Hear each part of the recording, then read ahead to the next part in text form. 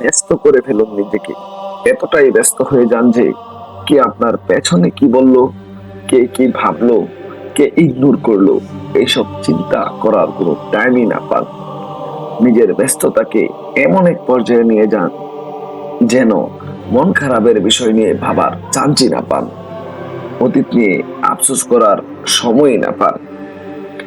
নিজেকে অবসর হওয়ার সুযোগ দিবেন না।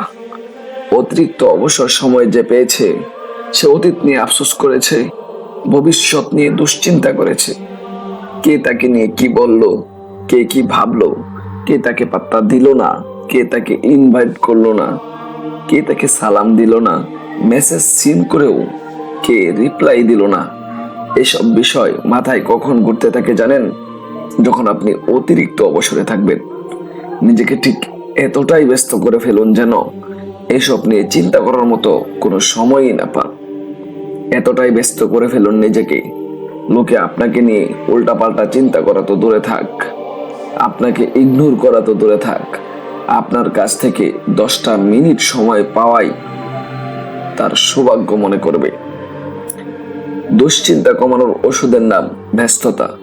শারীরিক ও মানসিকভাবে ফিট থাকা ব্যায়ামের নামও ব্যস্ততা। নিজেকে উন্নত করার জন্য এত বেশি সময় ব্যয় করুন যেন আপনার আত্মবিশ্বাস থাকে সবার উপরে। পরাজয়কে মেনে নিলেই আপনি পরাজিত। মনে যদি তোমার সাহস না থাকে তবে জেতার আশা করো না।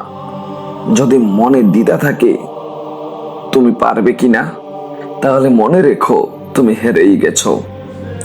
হারবে ভাবলে হার তোমারই হবে, কারণ সাফল্য থাকে মনের ইচ্ছা শক্তিতে, মনের কাঠামোতে।